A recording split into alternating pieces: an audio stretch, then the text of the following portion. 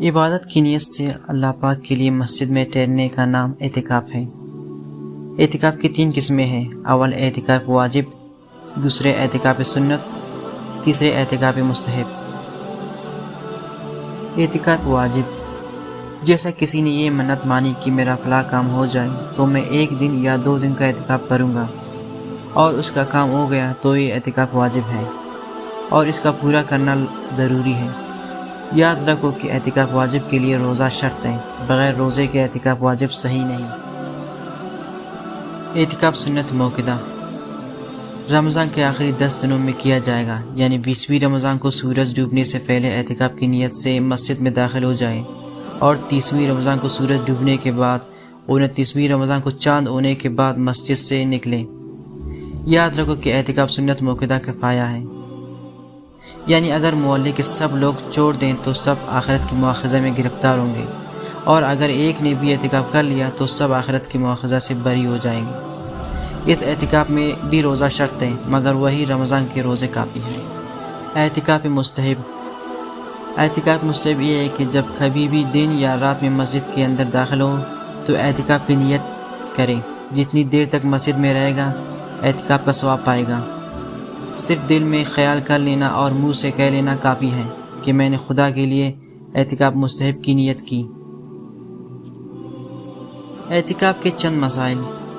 مرد کے لیے ضروری ہے کہ مسجد میں اعتکاف کرے، اور عورت اپنے گھر میں اس جگہ اعتکاف کرے گی جو جگہ اس نے نماز پڑھنے کے لیے مقرر کی ہو۔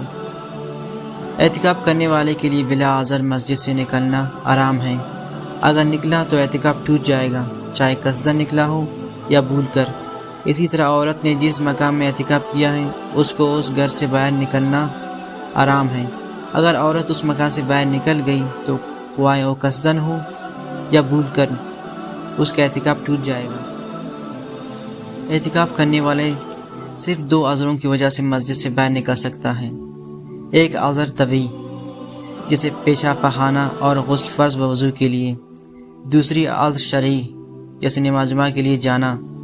ان عذروں کی سوا اور وجہ سے اگر 1 منٹ کے لیے وہ مسجد سے اگر نکلا تو اعتکاف ٹوٹ جائے گا، اگرچہ بھول کر ہی نکلے۔ اعتکاف کرنے والا دن رات مسجد میں ہی رہے گا، وہی کھائے پیے سوئے، مگر یہ احتیاط رکھے کہ کھانے پینے سے مسجد گندی نہ ہونے پائے۔ معتکف کے سوا کسی اور کو مسجد میں کھانے پینے اور سونے کی اجازت نہیں ہے۔ اگر اس لیے کوئی آدمی مسجد میں کھانا پینا اور سونا چاہیے تو اس کو چاہیے کہ اعتکاف مستحب کی نیت کر کے مسجد میں داخل ہو اور نماز پڑھے یا ذکر الہی کرے، پھر اس کے لیے کھانا پینا اور سونے کی بھی اجازت ہے۔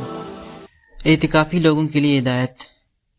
اعتکاف کرنے والا بالکل چپ ہی نہ رہے، نہ بہت زیادہ لوگوں سے بات چیت کرے، بلکہ اس کو چاہیے کہ نفل نمازیں پڑھے، تلاوت کرے، علم دین کا درس دے اور اولیاء و صالحین کے آلات سنے اور دوسروں کو سنائیں۔ کثرت سے درود شریف پڑھیں اور ذکر الہی کریں، اور اکثر باوضو رہیں، اور دنیا داری کے خیالات سے دل کو صاف رکھیں، اور بکثرت رو رو کر اور گڑ گڑا کر خدا سے دعائیں مانگیں۔